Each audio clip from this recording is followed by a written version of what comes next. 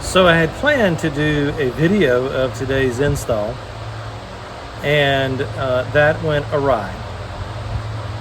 I went to the driver's side, did everything on the driver's side, took a few pictures, and I'm like, oh, I'll just do a video of the passenger side when I get to it, and went to the passenger side, felt the ball joint. It didn't feel so great. It wasn't horrible, but it wasn't good either. The boot was ripped.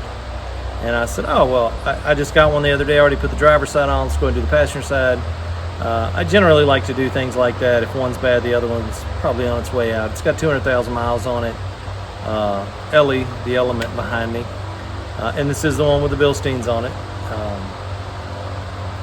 And so the time-lapse or sped-up video for the passenger side didn't happen because I started doing that, and nobody wants to even watch a sped-up video that's 2.5 hours long. You know, I've said probably this in some of our other videos that I've been at this for 2 decades, and not to say that, put a feather in my cap. No, not at all. I'm not that guy. It's actually just that I've seen a lot of stuff. You know, I've seen a lot of weird things, and I'll show you a video at some point of some thermal expansion and thermal intrusion, water intrusion stuff that's just wild. You probably won't even believe it when I show it to you. I didn't believe it when I first found it. But that's for another video. But I say that 2 decades, I've ran into some things before, and today was no different. I went to take the lower ball joint, to take the spindle out, and I supported everything, had everything sitting just right, got the pickle fork in there, ding, ding, ding, and it wouldn't come out. I said, oh, it's just, okay, cool.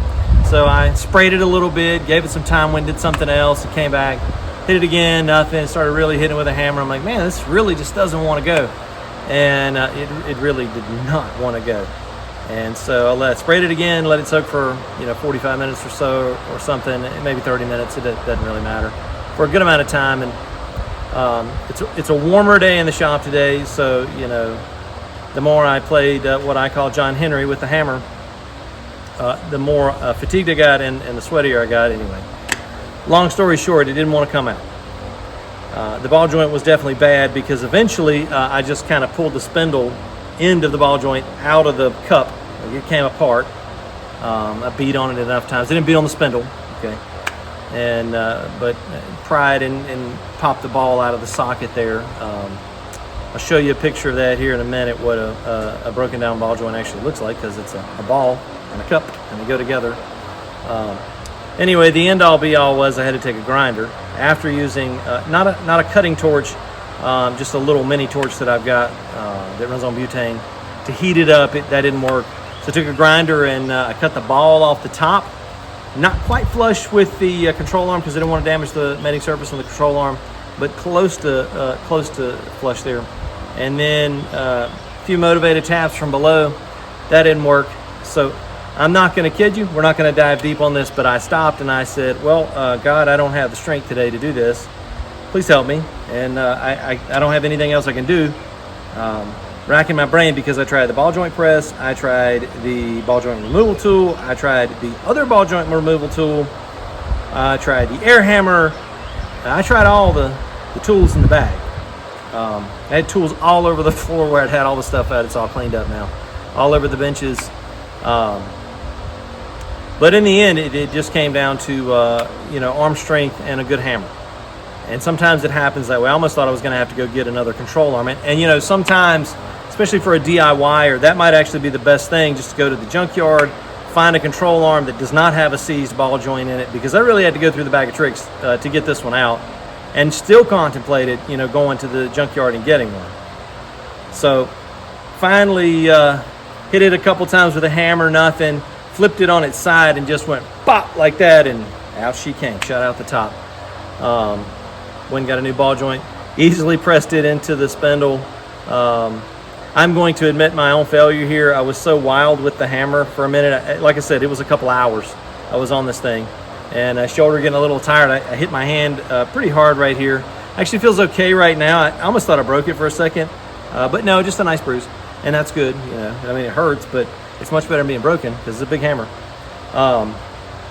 But when you swing a hammer like that long enough, you get tired. When you get tired, your focus breaks and you can't see like the end of what you're hitting, so you miss. I glanced off of it and hit the rotor, and it just put a little chip in the rotor. And I was sitting there thinking, if this was a customer car, what would I do? Well, I know what I'd do. I'd go to the store and I'd buy a rotor and I'd put it on for free, and I'd tell them, hey, I messed your rotor up, and I put a brand new one on there, on me, because I'm the one who nicked the rotor. Now, probably I could have, no, I couldn't. And a lot of people say that, well, I could take a file and I'll grind down the little edges. In fact, I'm going to walk over and get this rotor so you can see it, because I keep looking and seeing it, and I want to show it to you. Hopefully this will come in focus and you can see this little chip right here, little dinker, got a little sharp spot on it. Some mechanics would take a file, round file or a triangle file, and file that down. These rotors aren't actually that old. That's why I was like, man, they're not even that old. But you know what? It doesn't matter. And there's no surface out of that. If you can see that, it's a chunk. So I took it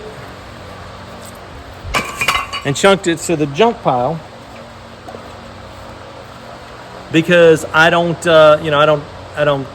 wouldn't do that to somebody else's car. So if you came to my shop, I'd eat that rotor. The ball joint had to happen. If the ball joint had been stuck in that lower control arm, that's not something a mechanic's going to eat. That's your car and it's stuck. I can't help that. But when I wildly swing a hammer and I hit a rotor, knock a chunk out of it, that's on me. And it wasn't on purpose. I wasn't mad when I did that. I wasn't just seeing red and I'm going to kill the whole thing. It wasn't that. It was just fatigue and knowing when to stop. And I took one swing too many, and it bruised my hand, and it took a nick out of the rotor there. So put a new rotor on it. I had put a new axle in it on the driver's side, and it was an aftermarket, because the threads on my driver's axle were a little messed up. So I took the time today and straightened those threads back out on that factory axle and reinstalled it, because the aftermarket axle had the shakes. I'd seen a lot of people talk about those axles having vibration problems, and it's the inner joint. The inner joint, as it goes in the trans, actually was making these weird rubbing sounds as you would come to a stop. It was skit, skit, skit.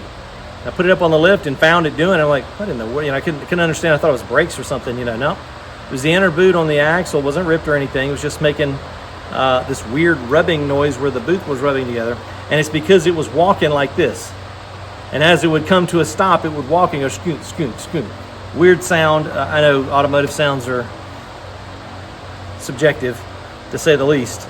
Loose lumber sometimes we call it, but this was definitely a rubbing sound.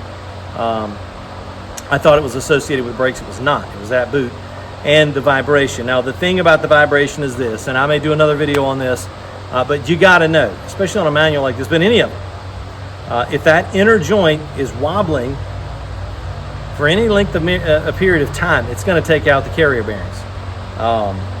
It may take 20,000 miles to do it, but it's going to do it. And I say that because I've found it before. That's why I changed this out. If this axle, for whatever reason, doesn't work out well, I will go spend the near $400 to get a new factory axle. And I can get them. So if you need them, call me. I can get them, but they ain't cheap. I also scour around for used ones. I get them when I can. I don't necessarily reboot them. I buy ones with good boots because old boots in a junkyard, you never know. If it was in your car, then we can maybe know the history of it, but in a junkyard, you don't know the history.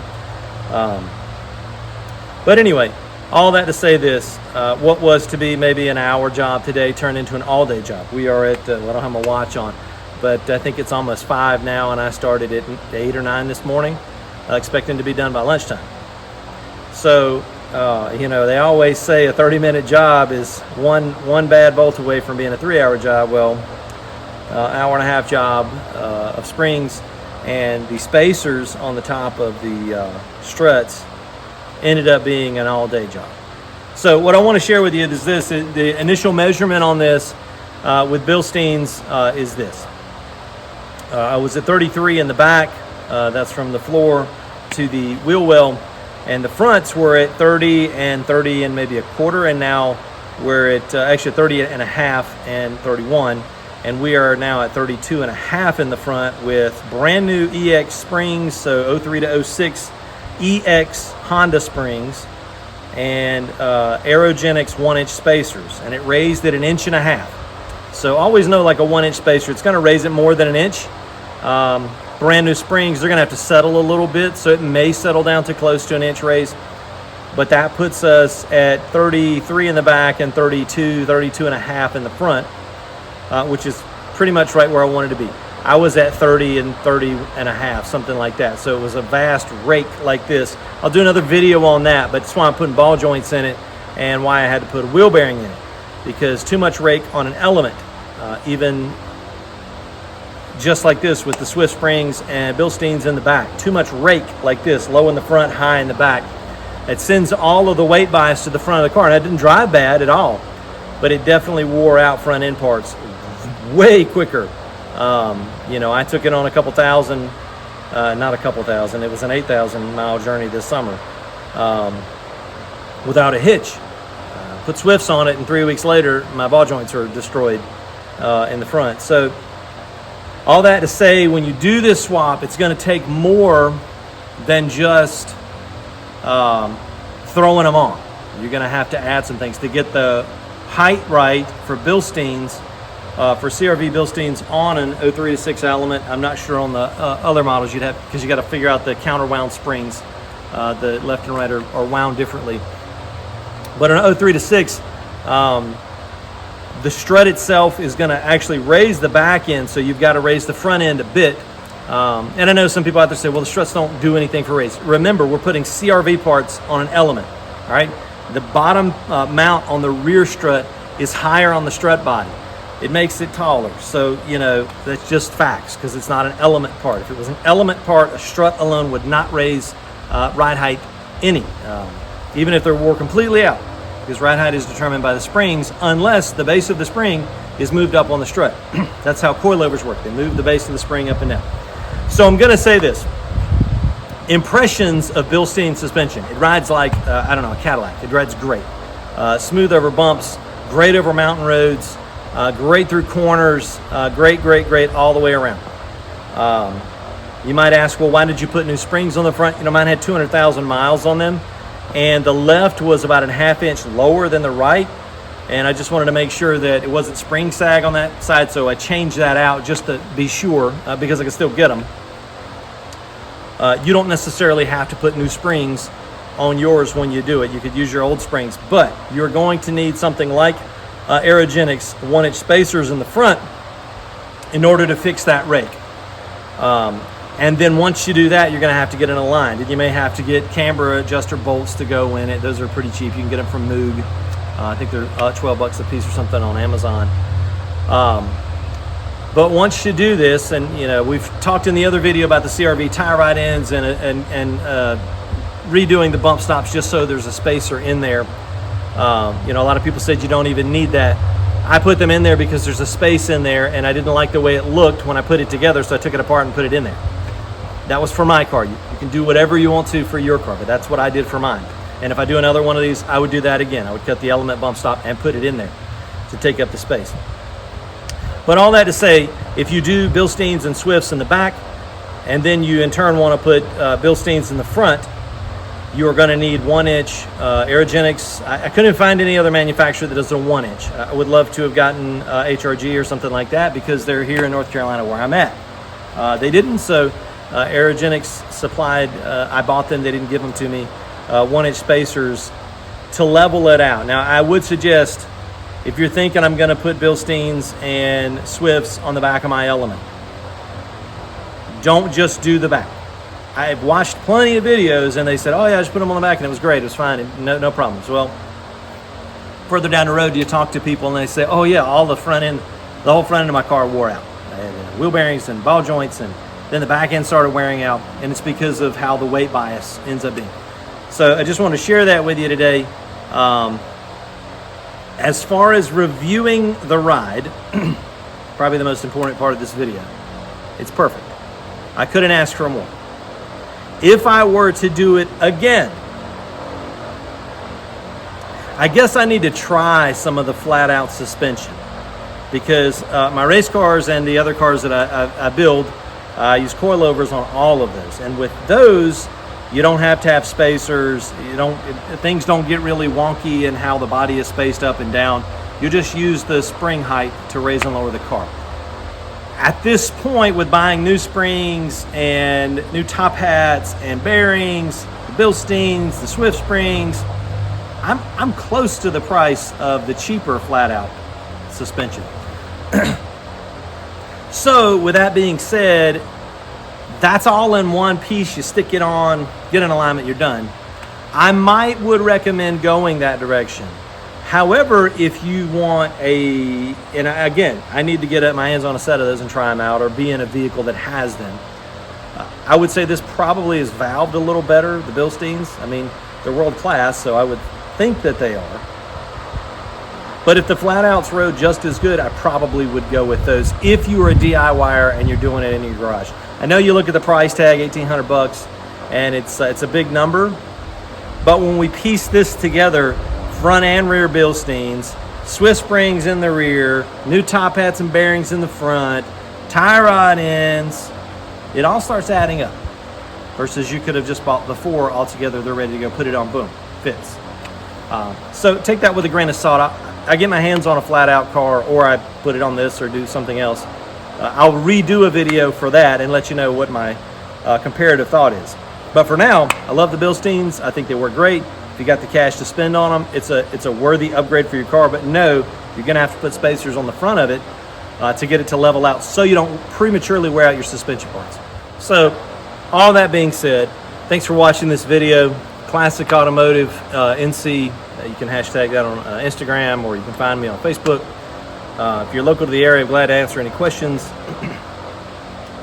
But I hope you guys have a great day. I hope the video was helpful, and this along with the other video. And I will come out with a third video later on that kind of gives my 2-month later assessment.